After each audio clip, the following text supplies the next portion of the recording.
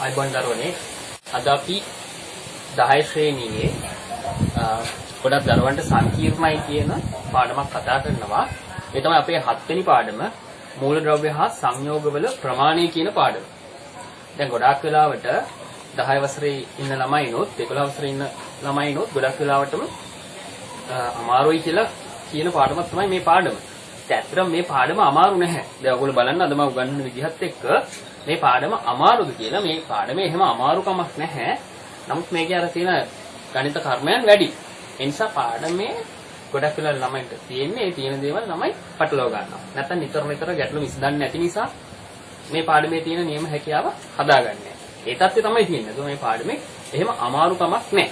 අනිවාර්යයෙන්ම ඕගොල්ලන්ට විභාගෙට එන ලකුණු කීපය ගන්න පුළුවන්. ඒ නිසා අතරින් එපා. විශේෂයෙන් මේ වීඩියෝ එක 10 ළමයිනුත් බලන නැති 11 ළමයිනුත් බලන්න. මේ පාඩම අමාරුයි කියන අය මේ පාඩම අතරින් නැතුව මේ පාඩමේ තියෙන ගැටලු ටික විසඳ ගන්න පුළුවන්. මේක ලේසියෙන් තේරුම් ගන්න පුළුවන්. හොඳයි. දැන් පාඩමේදී අපි මූලද්‍රව්‍ය හරි සංයෝග හරි මේ පදාර්ථවල ප්‍රමාණය කියන සංකල්පයක් ගැන ඉගෙන ගන්නවා. පැහැදිලිද? ඔව්. දැන් අපි දන්නවනේ මූලද්‍රව්‍ය සංයෝග කිව්වහම පදාර්ථනේ. එතකොට පදාර්ථ හැදිලා තියෙන්නේ පරමාණු වලින්. නැත්නම් අණු වලින්. නේ? එක්කෝ පරමාණු නැත්නම් පරමාණු එකතු වෙලා හැදිච්ච අණු වලින් තමයි පදාර්ථය හැදිලා තියෙන්නේ. අපි එතකොට මේ පාඩමේදී ඉගෙන ගන්නේ ඔන්න ඔය අණු වල සහ පරමාණු වල ප්‍රමාණයන් ස්කන්ධයන් ඉදිරිපත් කිරීම ගැන. පැහැදිලි නේද? හොඳයි. එහෙනම් මතක තියාගන්න මේ පාඩම මෙන්න මේ විදිහට මට කොටස් තුනකට කියන්න පුළුවන්. මම වීඩියෝ දාන්නෙත් ඒ විදිහට තමයි. එකක් තමයි අපි මුලින්ම යනවා පරමාණු වල ස්කන්ධ පිළිබඳ අදහසක් ගන්න. පැහැදිලි? ඊට පස්සේ අපි යනවා පරමාණු වල සහ අණු වල ප්‍රමාණය සංඛ්‍යාත්මක ප්‍රමාණය ගැන අදහසක් ගණිතමය වශයෙන් අදහසක් ගන්න. ඊට පස්සේ තුන්වෙනි පියවරේදී අපි පරමාණු අණු වල සංඛ්‍යාත්මක ප්‍රමාණ එයාලගේ ද්‍රව්‍ය පදාර්ථවල ස්කන්ධත් අතර සබඳතාවක් ගොඩනගා ගන්න. පැහැදිලි? එතකොට ඔය වගේ සමස්ත පියවර තුනක් තමයි පාඩමේ තියෙන්නේ. තේරුණා නේද ඔයගලන්ට? හොඳයි. අද අපේ පළවෙනි වීඩියෝ එකෙන් අපි ඉගෙන ගමු අර මං කියපු පළවෙනි පියවර. ඒ කියන්නේ පරමාණු වල හෝ අණු වල ස්කන්ධය සම්බන්ධයෙන් අපි කොහොමද ගණිතමය වශයෙන් අදහසක් ගන්න කියන දේ අපි තේරුම් ගමු. හොඳයි. මම මෙහෙම පටන් ගන්නවා. එහෙනම් අපි පරමාණු සහ අණු වල ස්කන්ධ ගැන ඉගෙන ගන්න හදනවා කියලා කියන්නේ නේ. හරි. ඕගොල්ලෝ දන්නවා අණුවක් නැත්නම් පරමාණුවක් කියන එක හරිම පුංචි. නේ. හරිම පුංචි දෙයක්. එතකොට අපි දන්නවනේ ඒක ඉලෙක්ට්‍රෝන අන්වීක්ෂණයවත් දැක ගන්න බෑ. තාමත් පරමාණු අණු නිරීක්ෂණය කරගන්න පුළුවන් අන්වීක්ෂ හදලා නැහැ. හරි. එතකොට මේ තරම්ම පුංචි කියන පරමාණු නැත්නම් මේ තරම්ම පුංචි කියන අණුව ඒ වගේ එක ස්කන්ධය කොච්චර වගේ ඇද්ද? ඔයගොල්ලෝ මීට කලින් ඒක හිතලා තියෙනවද? හරිම පුංචි තාමත්ම කුඩා කියන මේ පරමාණුවක ස්කන්ධය කොයි වගේ සංඛ්‍යාවක් ඇද්ද? එහෙනම් අපි එතනින් පාඩම් පටන් ගමු. දැන් බලන්න උදාහරණ හැටියට දීලා තියෙනවා සෝඩියම්. එයාට සාමාන්‍යයෙන් ස්කන්ධය තියෙනවයි කියලා කියනවා 3.819 වැඩි කිරීම 10 බල 23 ග්‍රෑම්. ඔව් කොච්චර පුංචිද ඒක? ඔයගොල්ලෝ දන්නවනේ විද්‍යාත්මක අංකේ 10 බල ඍණ 23 ග්‍රෑම්. එහෙනම් අපි මේක අර සාමාන්‍ය විදිහට ලිව්වොත් මේක තියෙන ග්‍රෑම් ගාන කොච්චර පුංචිද කියලා කියන්නේ සාමාන්‍ය විදිහට ලිව්වොත් කොහොමද ලියවෙන්නේ? මේ 10 බල ඍණ 23 සලකලා 0.0.0.0 23ක් ගිහිල්ලා අන්න 3.819 ග්‍රෑම් කියලා තමයි ලියන්නේ. තේරුණානේ? 0.0.0.0.0.0.0 මොහොම බිඳු ගොඩාරියක් ගිහිල්ලා අන්න එච්චර ප්‍රමාණයක් ගියාට පස්සේ තියෙන අගය තමයි මේ සෝඩියම් පරමාණුව. එතකොට අතිශයින්ම කුඩා ස්කන්ධයක් තමයි පරමාණුවකට තියෙන්නේ. සෝඩියමුත් එහෙම. තව උදාහරණයක් දෙන්න මේ බලන්න සල්ෆර් පරමාණුවක ස්කන්ධය 5.3යි 4යි 4 වැඩි කිරීම 10 ඍණ 23යි ග්‍රෑම්. ඍණ 23ක බලයක්. හරි නේද? ඍණ 23ක බලයක් තමයි එතන තියෙන්නේ. එතකොට 0.0000 විශාල ප්‍රමාණයක් ගිහිල්ලා හම්බෙනවා. එයාගේ තමයි කුඩා අගේ. කාබන් පරමාණු ස්කන්ධේ 1.93 වැඩි කිරීම 10 ඍණ 23යි ග්‍රෑම්. පැහැදිලිද? ඔව්. එතකොට එහෙනම් එයාගේ ගැස් ග්‍රෑම් වලින් 0.0000 බිංදු 22ක් යනවා නේ. ඍණ 23 වෙනි බලේ නම් බිංදු යන්නේ 23ක් නෙමෙයි 22ක් යන්නේ නේද? බිංදු 22ක් ගිහිල්ලා මේ යගේ තමයි 0.0000. හරීම පුංචි අගයන් නේද පරමාණු වලට තියෙන්නේ. හරීම පුංචි ස්කන්ධ අගයන් තමයි ග්‍රෑම් වලින් සැලකුවොත් පරමාණු වලට තියෙන්නේ. හරි. එතකොට ඔන්න ඕකත් එක්ක ගණන් කරන්න ඉගෙන ගන්න එක තමයි පළවෙනි පියවරේදී අපි කරන්නේ. දැන් මොකද හිතෙන්නේ? පරමාණු වල අණු වල ස්කන්ධය සම්බන්ධයෙන් වැඩ කරනකොට මේ චූටි ග්‍රෑම් සංඛ්‍යා වලින් වැඩ කරන්න ලේසියද අමාරුයිද? මොකද හිතෙන්නේ? අමාරුයි නේද? අමාරුයි. අන්න ඒ නිසා හරිම පුංචි ස්කන්ධයන් වලින් වැඩ කරන්න අමාරු නිසා තමයි අපි පරමාණුක ස්කන්ධය ඉදිරිපත් කරන්න සාපේක්ෂ පරමාණුක ස්කන්ධය කියන ඒකකයක් අණුක ස්කන්ධය ඉදිරිපත් කරන්න සාපේක්ෂ අණුක ස්කන්ධය කියන ඒකකයක් හදාගෙන තියෙන්නේ. දැන් තේරුණාද ඔයගොල්ලන්ට? ඒව හදාගෙන තින්නේ මේ ග්‍රෑම් වලින් සැලකුවොත් අතිශයින් කුඩා ගයන් එන්නේ. මේ කුඩා ගයන් වලින් අපිට රසායනික විද්‍යාත්මක ගණනය කරන්න අමාරුයි. ඒ අමාරුකම නැති කර ගන්න තමයි අපි මේ වගේ සාපේක්ෂ ඒකකයන් හදාගෙන තියෙන්නේ. ඒතකොට අද බලාපොරොත්තුව මගේ ඔයගලන්ට සාපේක්ෂ පරමාණුක ස්කන්ධය සහ සාපේක්ෂ අණුක ස්කන්ධ ගැන විස්තර කරන්නේ. තේරුණාද? හරි. දැන් මම පොඩි මෙන්න මෙහෙම උදාහරණයක් ගන්නම් අපේ අදාළ ගණිතමය පැත්තට එන්න කලින්. ඔන්න මල් ළඟ ඉන්නවා කියලා හිතන්න ක්‍රොමී තුන්දෙනෙක්. කූඹියෙක්, වේයෙක්, දිමියෙක් කොහොම හරි. දැන් මෙයාලගේ ස්කන්ධයන් ඔන්න මම ග්‍රෑම් වලින් දීලා තිනවා. පුංචි අගයන් නේ තියෙන්නේ. අර පරමාණු තරම් පොඩි නේ. හරි. මේ උදාහරණය මම පැහැදිලි කරන්න තමයි මේ අගයන් ටික ගත්තේ. ඒක පුංචි අගයන් දීලා තිනවා. කූඹියා 0.02යි ග්‍රෑම්. වේයා 0.06යි ග්‍රෑම්. දිමියා 0.01යි ග්‍රෑම් කියලා පුංචි අගයන් මේගොල්ලන්ට තියෙනවා. පැහැදිලිද? අන්න චූටි අගයන් තියෙනවා. දැන් කවුරු හරි කෙනෙක් කියලා කියනවා මේ චූටි අගයන් වලින් එයාට වැඩ කරන්න අමාරුයි කියලා. ගණනය කිරීම අමාරුයි කියලා. එහෙනම් අපිට පුළුවන් මෙයාලට සාපේක්ෂ ස්කන්ධයක් හඳුන්වලා දෙන්න. ඔය පරමාණු වල කරන්න තියෙන්නේ ඒක. ඒක තමයි මම විස්තර කරන්නේ. සාපේක්ෂ ස්කන්ධය හඳුන්වලා දෙන්න අපිට පුළුවන්. හරි. කොහොමද මේ සාපේක්ෂ ස්කන්ධය සාපේක්ෂ ඒකකයක් මේගොල්ලන්ට හඳුන්වලා දෙන්නේ කියලා බලන්න.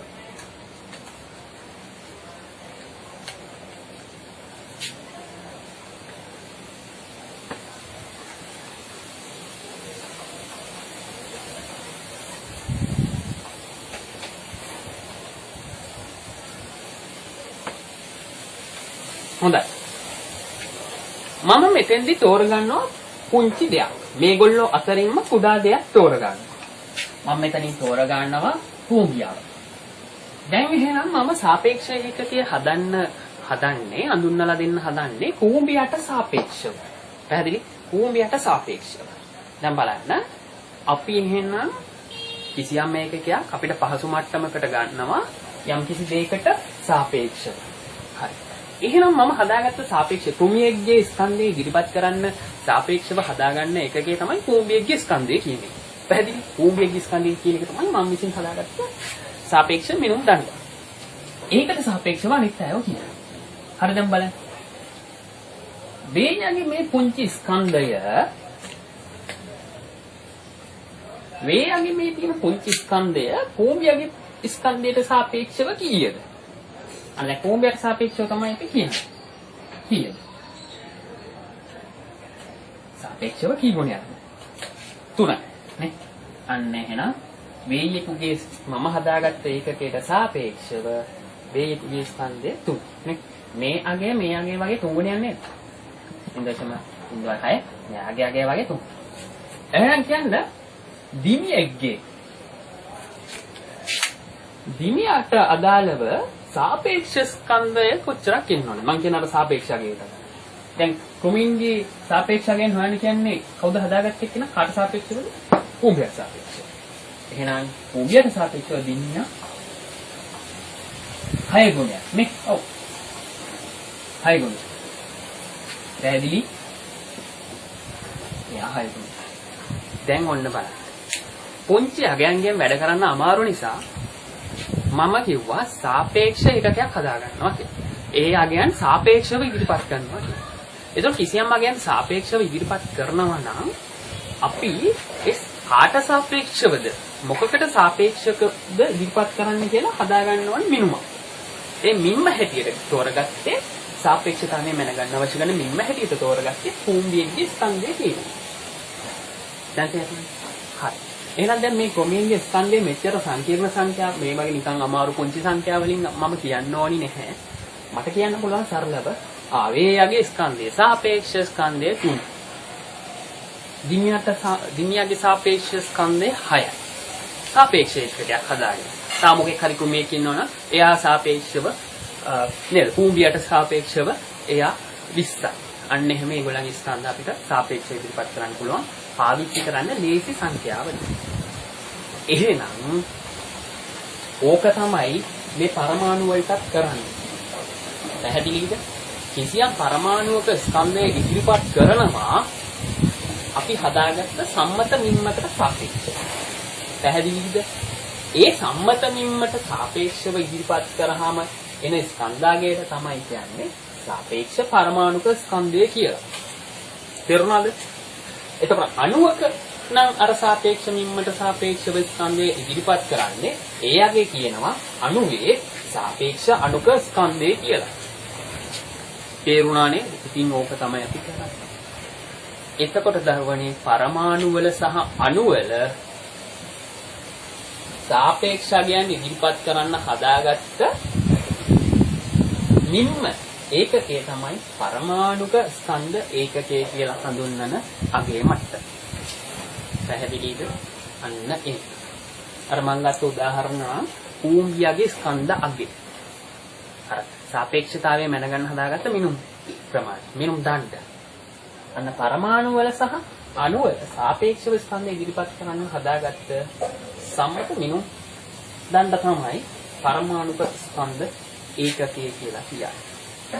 එහෙනම් අපි රසායන විද්‍යාවේදී පරමාණුවක හෝ අණුවක සාපේක්ෂ ස්කන්ධයන් ඉදිරිපත් කරන්නේ මෙන්න මේ පරමාණුක ස්කන්ධ ඒකකයට සාපේක්ෂ පරමාණුක ස්කන්ධ ඒකකයේ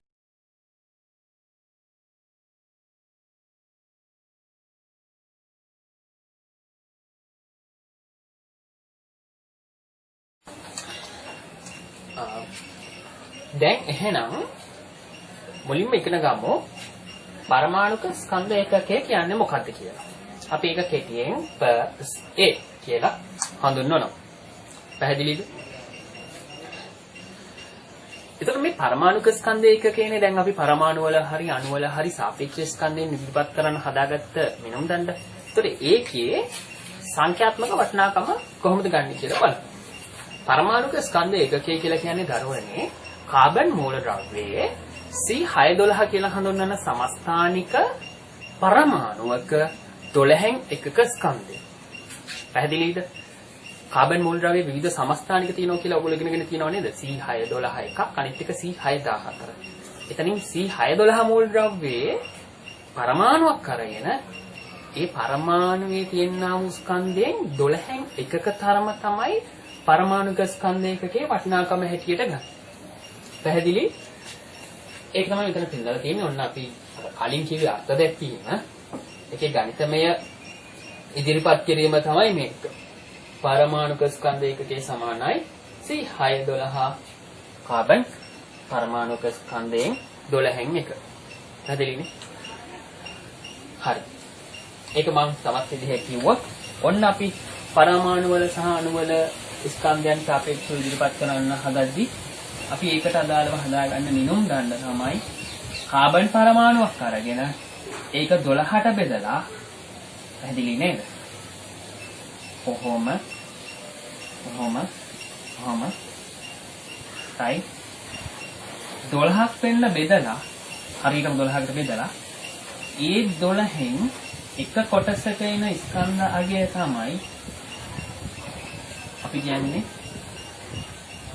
අපේ මිනුම් දණ්ඩ පරමාණු වල සහ අණු වල ස්කන්ධයමයි ඉන්න අපි හදාගන්නේ.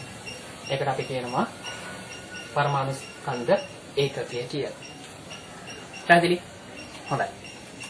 දැන් අපි මේකේ සංඛ්‍යාත්මක අගය හොයාගමු. පරමාණුක ස්කන්ධ ඒකකය සමානයි C612 පරමාණුක ස්කන්ධ. කීයද යගේ මම අර කලින් ඔයගොල්ලෝ උදාහරණ විස්තර කරද්දී මේ යගේ කලින් අරන් තිබ්බා. 1.993. ඒක තමයි C612 ලෙස හඳුන්වන කාබන් මෝල් ද්‍රව්‍ය පරමාණුක ස්කන්ධය. 9.3යි ග්‍රෑම්. එතකොට ඒකෙන් 12න් එක කොටසක්. එහෙනම් එයාගේ 12න් බෙදන්න ඕනේ. දැන් මේ ගැටලු විසඳීම නොකර ඉන්න එපා. කරන්න අනිවාර්යයි. පැහැදිලිද? කරන්න අනිවාර්යයෙන්ම බලමු අපි මේක සුළු කිරීම කරලා. මට එතකොට තියෙන්නේ 1.993 10 බැලගෙන දැන් හිතන්න එපා. 12න් බෙදන්න. පැහැදිලි? හොඳයි. බලන්න. 1.9 අවුල් නම් මේ තිත මෙහෙට දාගමු. 19.933 කියන්නේ ඕන විදිහකට ඔයගොල්ලෝ ගැටලු විසඳලා හරි උත්තරේ ගන්න. එච්චරයි ගන්න. තමයි ගැටලු ගණිත කර්ම කරන විදිහ වෙනස්. 19ට 12ව 1යි. 1 වරක් 12 12යි. 30ක් ඉතිරිද? 9න් 2ක් 19න් 2ක් 7යි. මෙතනින් 9ක් ගමු. හැබැයි දැන් තිතෙන් පස්සේ නැ නිසා අපි මෙතනට තිත තියාගමු.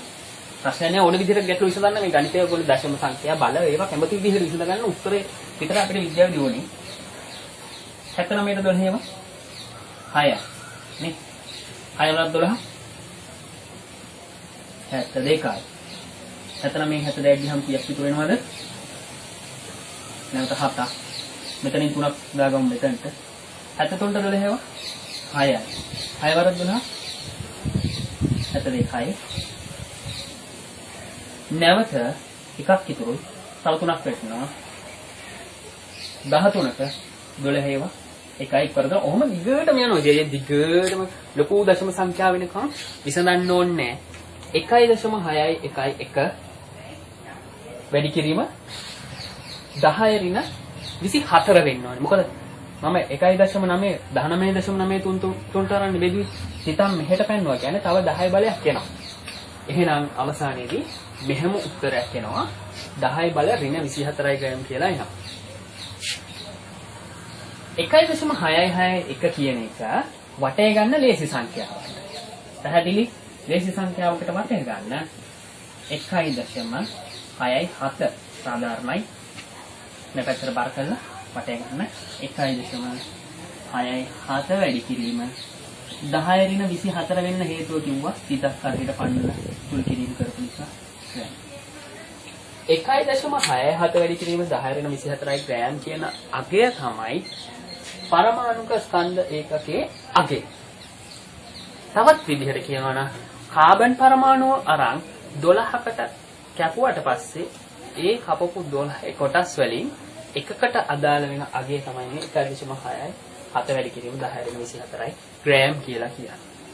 එහෙනම් මෙන්න මේ හදාගත්ත අගයට සාපේක්ෂව තමයි අපි පරමාණු වල සහ අණු වල ස්කන්ධ ඉදිරිපත් කරන්නේ. තේරුණානේ? අන්න මේ අගයට සාපේක්ෂව කිසියම් පරමාණුක ස්කන්ධය ඉදිරිපත් කරනකොට ඒ එන අගයන්ට තමයි අපි කියන්නේ සාපේක්ෂ පරමාණුක ස්කන්ධය සහ සාපේක්ෂ අණුක ස්කන්ධ කියලා. පැහැදිලිද? හරි.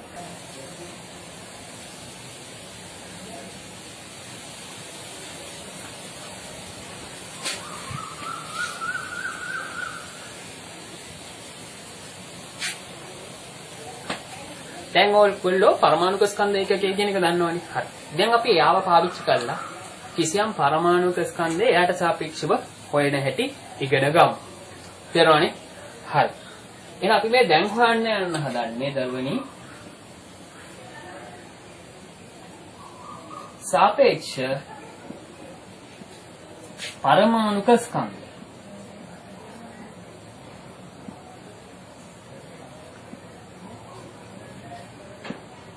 කෙටියෙන් සාපස්.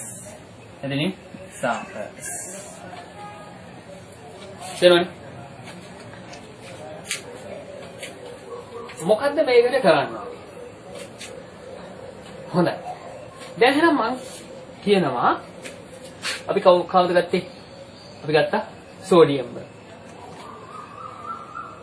සෝඩියම්ගේ පරමාණුක ස්කන්ධය කීයද කියන්නේ? 3.819 වැඩි කිරීම 10 ඍණ 23යි ග්‍රෑම්.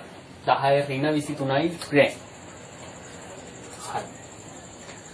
දැන් එහෙනම් මෙයාගේ අගය සාපේක්ෂ පරමාණුක ස්කන්ධය හැටියට කියමුද? සාපේක්ෂව කියමුද? හරි. කාට සාපේක්ෂවද කියන්නේ? පරමාණුක ස්කන්ධය ඒකකයේ කියන අගයට සාපේක්ෂව. කීයද ඒ අගය? ඒ අගය කීයද අපි කලින් ගැටලු විසඳලා අරගත්තේ? ඒක ඇවිල්ලා 1.6යි 7 වැඩි කිරීම 10 ඍණ 24යි ග්‍රෑම්. ඕක දෙනවා ගැටලු විසඳින්න. එහෙනම් මේකට සාපේක්ෂව මෙයා කීයද කියලා කියන්න. අන්න ඒ රාගයට කියනවා සෝඩියම්ගේ සාපේක්ෂ පරමාණුක ස්කන්ධය කියලා. එතන දැන් කොහොමද කියන්නේ මේක සාපේක්ෂව කියන්නේ? මෙයාට සාපේක්ෂව අරය කීයද කියලා කියන්නේ කොහොමද? හරි.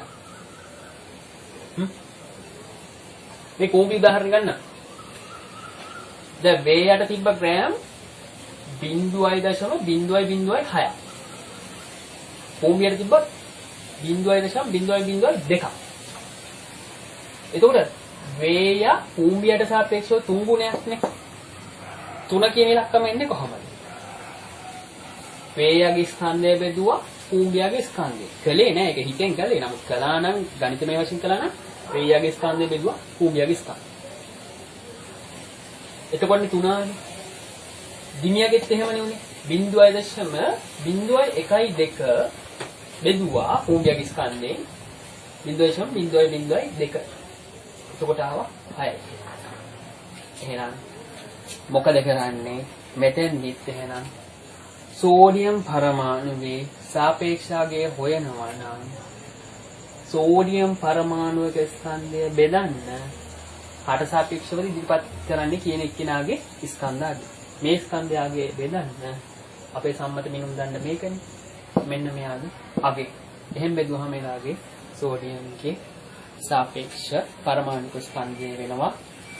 තවත් විදිහකට කියනවා නම් මෙයා වගේ සෝඩියම් පරමාණුව කී ගුණයක්ද කියලා එනවා. පැහැදිලි? හරි. එහෙනම් ඉතින් අපි කරමු වැඩේ. බලමු. කෙටියෙන් සෝඩියම් වල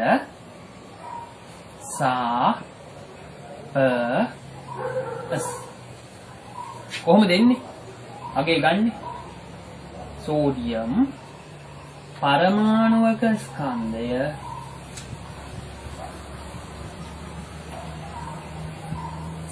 බෙදෙන්න ඕනි පරමාණුක ස්කන්ධ ඒකකයේ. මම කියවනේ ඒක ගැටලුවෙත් දෙනවා. දැන් පරමාණු වල ස්කන්ධයක් දෙනවා කාගේ හරි එහෙම මේ විදිහට ගාන හදලා හොයන්න කිව්වොත් අනිවාර්යෙන් ඒ අදාළ පරමාණු ස්කන්ධයක් දෙනවා. පරමාණු ස්කන්ධ ඒකකයේ සම්මතාවයක් දෙනවා. හරි. පරමාණු ස්කන්ධ මෙතන අපේ හිතපු කෙනෙක් නේ. කියලා තියෙනවා 3.819 වැඩි කිරීම 10 ඍණ 23. මෙයාගේ අගය 1.7 වැඩි කිරීම 10 ඍණ 24. පැහැදිලි? සුළු කරන්න හොඳට. හරි ග්‍රෑම් උත් තියෙන නිසා පුතා ග්‍රෑම් දාන්න එකට හොඳයි. සුළු කරමු. හරි 10 බල කපලා දාමු. 10 ඍණ 23යි. 10 ඍණ 24යි එක 10 ඍණ 1 බලයක් ඉතිරි වෙනවනේ. ඍණ 1 බලයක් ඉතිරි වෙනවා. ඒත් අවසානයේ මේක හැදෙනවා 3.8යි 1.9 10 බල කැපුණානේ. මෙතන 1.7 10 ඍණ 1ක් ඉතුරුයි. උඩ ඍණ 23 යට තිබ්බ ඍණ 26. හරි. මේ 10 ඍණ 1 උඩට අරන් යන්න පුළුවන්. එතකොට මොකද වෙන්නේ? 38.19 බෙදීම 1.6යි 7. පැහැදිලි? ඔව්. හරි. සුළු කරන්න වෙනමයි තියෙන්නේ. සුළු කරන්න වෙනවා. ඔයගොල්ලෝ දැන් මේක වීඩියෝ එකක් නිසා මම මේකේ සුළු කිරීම කර පෙන්නන්න යන්නේ නැහැ. සුළු කිරීම කරගන්න අර බෙදීමක් දාලා එහෙම කරගෙන ආසන්න පූර්ණ සංඛ්‍යාවෙන් උත්තරේ තියන්න. හරි. දැන් අපිට මතකයෙන් අපි දන්න නිසා මේ අවසානයේ එන උත්තර මොනවද කියලා මම ඒක දානවා. ඔයගොල්ලෝ අනිවාර්යෙන් සුළු කිරීම කරන්න 23යි ගණන් දශම ගණනක් ඒ. එතකොට ආසන්න පූර්ණ සංඛ්‍යාව 23යි කියලා ගන්න පුළුවන්. අන්න එතකොට එහෙනම් සෝඩියම්ගේ සාපේක්ෂ පරමාණුක ස්කන්ධයකට අගය අපිට කියන්න පුළුවන් 23ක් කියලා. පැහැදිලි? 23ක් කියලා කියන්නේ. ওই විදිහට තමයි ගැටලු විසඳන්නේ. හරි. ඒක තමයි තියෙන ගැටලු විසඳන්නේ. හරි. දැන් ඉතින් ඔන්න උදාහරණයක් එක් කියලා දුන්නා. හරි. සාපේක්ෂ පරමාණුක ස්කන්ධයක් හෙව්වා සෝඩියම්ගේ. පැහැදිලි? පොදුවේ සාපේක්ෂ පරමාණුක ස්කන්ධය සම්බන්ධ තියෙන අර්ථ දැක්වීම තමයි කිසියම් පරමාණුවක ස්කන්ධය පරමාණුක ස්කන්ධයකට සාපේක්ෂව කී ගුණයක්ද යන්නයි. එහෙම නේද? ඒක තමයි සාපේක්ෂ පරමාණුක ස්කන්ධයේ අර්ථ දැක්වීම. ඒක ගන්න ගණිතමය ක්‍රමය මොකක්ද? ගණිතමය ක්‍රමය මොකක්ද? පරමාණු ස්කන්ධය බෙදන්න පරමාණුක ස්කන්ධ ඒකකේ කොහොමද දෙන්නේ? කාගේ හරි සාප සමානයි පරමාණුයේ ස්කන්ධය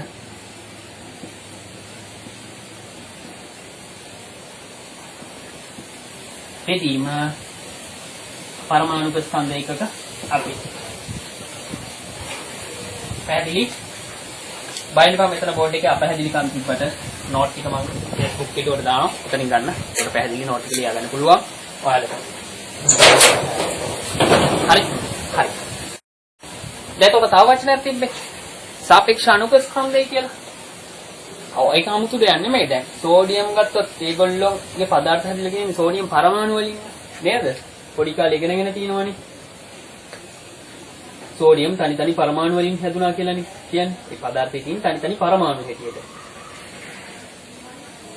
හැබැයි දැන් මේ වගේ එකක් ගත්තොත් ජලය H2O. H2O. මෙතන පරමාණු නෙමෙයි මෙතන තියෙන අණුවක් හැටියට යන්නේ. එතන අණු සම්බන්ධයෙන් සාපේක්ෂව කියනවා. සාපේක්ෂ අණුක ස්කන්ධ. එච්චරයි. එතකොට ඔයගලන්ට අණුක ස්කන්ධයක් දෙයි. ඒ අණුවේ ස්කන්ධය බෙදන්න මේ පරමාණු ස්කන්ධ එකක අගේ. අගේ මේටි ඒකෙන් බෙදන්න. ඒතොරේනවා සාපේක්ෂව අණුවේ ස්කන්ධය කොච්චරද කියලා. තේරුණා? වෙනස එන්නේ සාපේක්ෂ පරමාණු ස්කන්ධය සහ සාපේක්ෂ අණුක ස්කන්ධයේ අර්ථ දැක්වීමේදී වෙනස තියෙන්නේ. අර පරමාණු කියන වචනයට අණුව කියන වචනේ ආදේශ වෙනවා. ගණිත ගැටළු විසඳීමේදී ප්‍රකාශනයක් හැටියට ඉදිරිපත් කිරීමේදී මෙතන වෙනස වෙන්නේ. සාපේක්ෂ පරමාණුක ස්කන්ධය හැටියට සාපේක්ෂ අණුක ස්කන්ධය කියලා එනවා. ඒක පරමාණු ස්කන්ධය නෙමෙයි අණුවේ ස්කන්ධය. පරමාණුක ස්කන්ධය කියලා වෙනවා. මේ පරමාණුයේ ස්කන්ධය කියන එක වෙනවා අණුවේ ස්කන්ධය කියලා හැදෙනවා. පැහැදිලි? එහෙනම් ඒ ගැටේ ගැටලුවක් හදලා පෙන්නන්න. ඒකට හිතට හොඳයිනේ කොච්චර උනා. ඒ ගැටේ ගැටලුවක් මම හදලා පෙන්නන්න.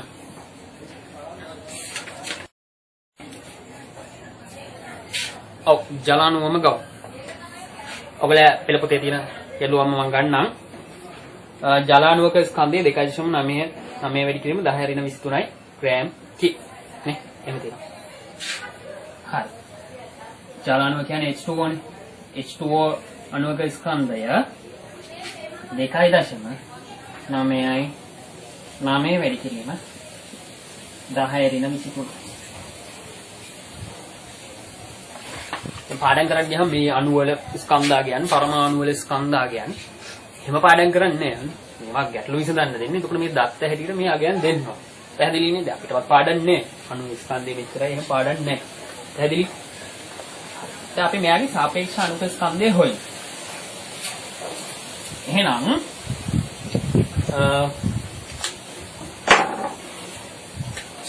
එහෙනම් හදමු. H2O සා S මොකද කරන්න ඕනේ? මොකද අපි එහෙම ඉන්නේ H2O අණුවක ස්කන්ධය බෙදන්න පරමාණුක ස්කන්ධයකට.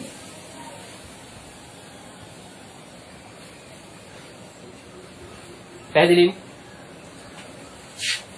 හරි. කීයද අණු ස්කන්ධය H2O වැඩි? 2.9යි 9 වැඩි කිරීම 10 ඍණ 23 බෙදන්න 1.6යි 7 වැඩි කිරීම 10 ඍණ 27. ඔය දෙන්නට මේකක තියෙනවා ග්‍රෑම් කියලා. ග්‍රෑම්. සුළු කරලා ගන්න. බල කපන්න වෙනවා අනිත්‍යව කරන්න වෙනවා ඉතින්. කොහොම හරි උත්සාහ කරලා සුළු කරලා උත්තරය ගන්න. ඉතින් සුළු කිරීම කියොත් සුළු කරලා පෙන්නන්නේ නැහැ.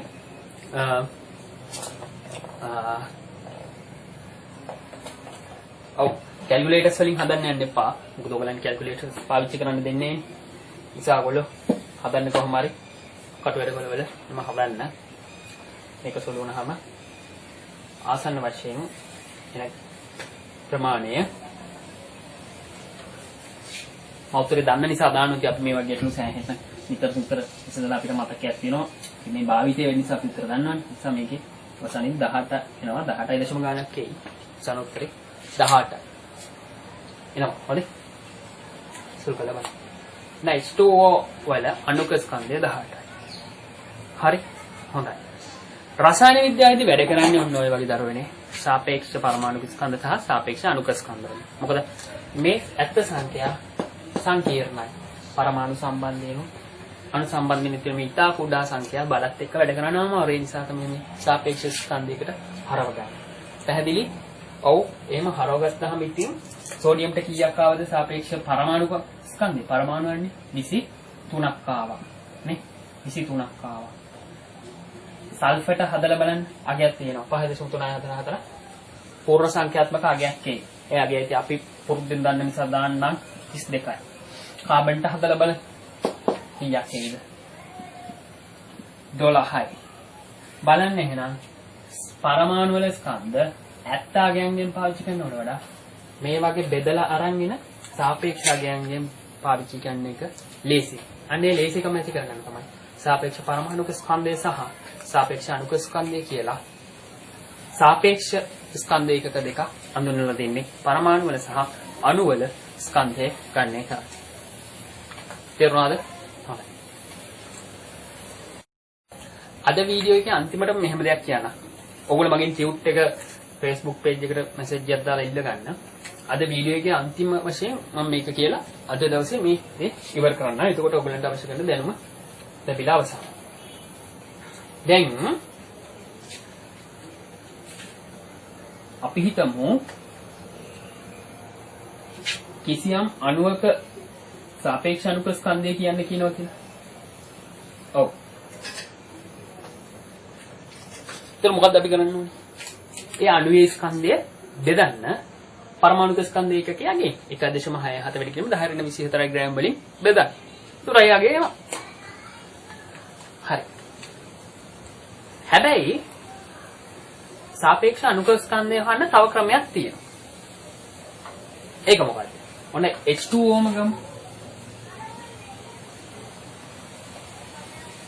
H2O වල සාපේක්ෂ අණුක ස්කන්ධය අහනවා කියන එක.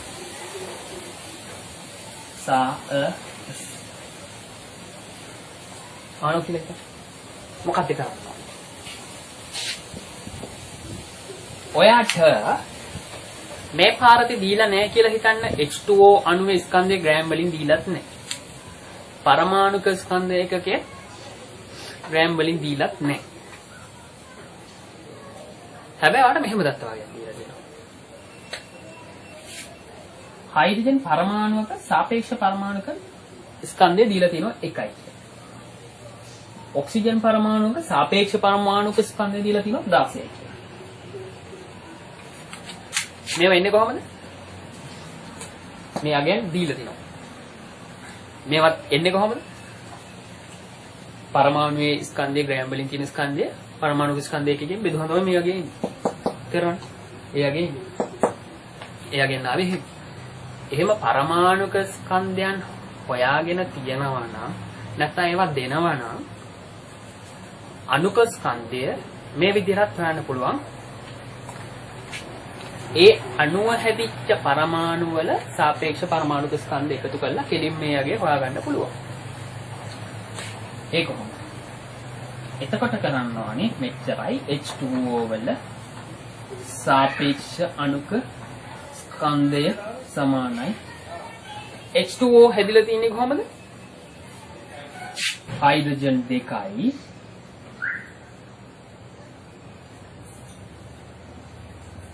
ඔක්සිජන් 1යි මේ ඔක්සිජන් හොඳ එකතු වෙනවා. මේ හයිඩ්‍රජන් 2යි ඔක්සිජන් 1යි එකතු වෙනවා. හයිඩ්‍රජන් දී සාපේක්ෂ පරමාණු ස්කන්ධ 1යි. දෙකෙන් වැඩි කරනවා. ඔක්සිජන් ගෙදීලා තියෙනවා 16යි. හැබැයි ඔක්සිජන් 1යිනේ. එක වාරයක් 2යි. 16 වාරයක් 16යි. 2 දාන 16 10. අර විදිහට සුළු කරාම එනවයි කියන උත්තරේ. මේ විදිහට හෙව්වත් එනවා.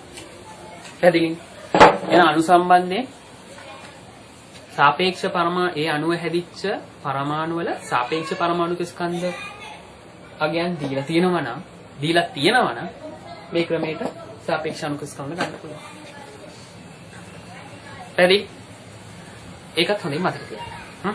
එහෙනම් අන්තිමට මම තව නිකන් උදාහරණයක් කියන්නම්.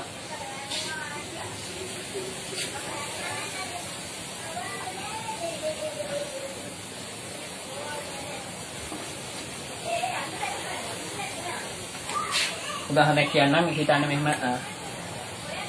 කැල්සියම් ඔක්සයිඩ්ගේ සාපේක්ෂ අණුක ස්කන්ධයක් අහනවා කියන්නේ. කැල්සියම් ඔක්සයිඩ් අණුවක ග්‍රෑම් ගාන මොකක් හරි එහෙම ග්‍රෑම් වලින් දීලා පරමාණුක ස්කන්ධ ඒකකයක් ග්‍රෑම් වලින් දීලා තිබ්බොත් හදන්න ඕනේ කොහොමද? අර මම මුලින් කියපු ක්‍රමය. නේ? සාපේක්ෂ අණුක ස්කන්ධය සමානයි අණුවේ ස්කන්ධය බෙදීම පරමාණුක ස්කන්ධ ඒකකය කියලා හදන්න. පැහැදිලි? එහෙම නැතුව මේ අණුව හැදිච්ච පරමාණු වල සාපේක්ෂ පරමාණුක ස්කන්ධ වෙන වෙනම දීලා තියෙනවා නම් ඒ අගයන් දීලා තියෙනවා නම් කැල්සියම් 40යි ඔක්සිජන් 16යි ඔහොම දීලා තියෙනවා නම් අච්චර වද වෙන්නේ නැහැ. කෙලින්ම හදත හැකි කැල්සියම් ඔක්සයිඩ් වල සාපේක්ෂ අණුක ස්කන්ධය S සමානයි කැල්සියම් 1යිනේ ඔක්සිජන් 1යි 40යි 16යි ඒකයි 50යි මේ දත්ත හරි දෙන්න. එහෙම ඒ දත්ත දුන්නොත් කෙලින් එකතු කරලා සාපේක්ෂ අණුක ස්කන්ධයක් ගණනය කරගන්න පුළුවන්. පැහැදිලි?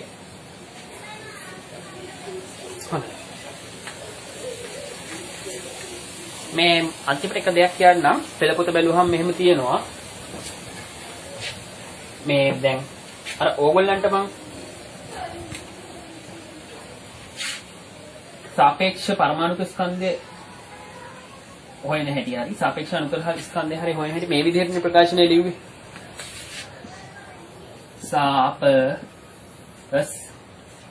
පරමාණුක ස්කන්ධය නම් සාපේක්ෂ සමානයි පරමාණුවේ ස්කන්ධය බෙදීම පරමාණුක ස්කන්ධයක කියන මම දීලා පෙන්නවනේ. හරි. ඕගොල්ලන්ගේ පෙළපොතේ මම දැක්කා. මම පෙළපොත බලනවා. බලනකොට මම දැක්කා මේ පරමාණුක ස්කන්ධයකකින් මෙහෙම නොදී මෙන්න මේ පල්ලෙහා ඊට පල්ලෙහා තියෙනගේ මෙහෙම නොදී මේක දීලා තිබ්බා. කොහොමද? මේකේ තියෙන අදහස මොකද්ද? C612 පරමාණුවේ 12 එක ස්කන්ධයනේ. අන්න ඒක නිරූපණය වෙන විදිහට මෙන්න මෙතන මෙයාගේ ප්‍රසාපණය කරලා දීලා තිබ්බා. ඉතින් එහෙමම පෙන්වන්න ඕනේ නැහැ. එහෙමම පෙන්වන්න අවශ්‍යතාවයක් නැහැ. ඒක කෙටි කරලා පරමාණු ස්කන්ධය කියලා කෙටියෙන් පෙන්වනවා නම්. මොකද අපි මේක සුළු කළා මේ අගේ ගත්ත අගේ බව අපි දන්නවනේ. ඒ නිසා මේක ප්‍රසාරණය කරලා පෙන්වන්න ඕනේ නැහැ මේකේ අදහස. පෙළ පොතේ තිබ්බේ මෙන්න මේ අදහස ප්‍රසාරණය වෙන විදිහට මෙහෙම දීලා තිබ්බා. C612 පරමාණුක ස්කන්ධය 12න් එක කියන එක නොහොම නිරූපණය වෙන්නේ. ඒක ප්‍රසාරණය කියලා. මේ අදහස. ඉතින් ඒක මේ විදිහටම ලියන්න ඕනේ නැහැ. පෙළ පොතේ තියෙන විදිහට මේ මන් ලියන විදිහට පරමාණු ස්කන්ධය කියලා ලිව්වට රසායන විද්‍යාත්මක කිසිම වැරද්දක් නැහැ. පැහැදිලි? එහෙනම් ඊළඟ දවසේ අපි මවුල සහ අණු ප්‍රමාණ ගැන හම්බෙමු. Facebook පිටුවට මැසේජ් එකක් දාන්න, නම, ශ්‍රේණිය, පාසලක් දාන්න. මම කැමතියි පාසලක් දැනගන්න. දාන්න.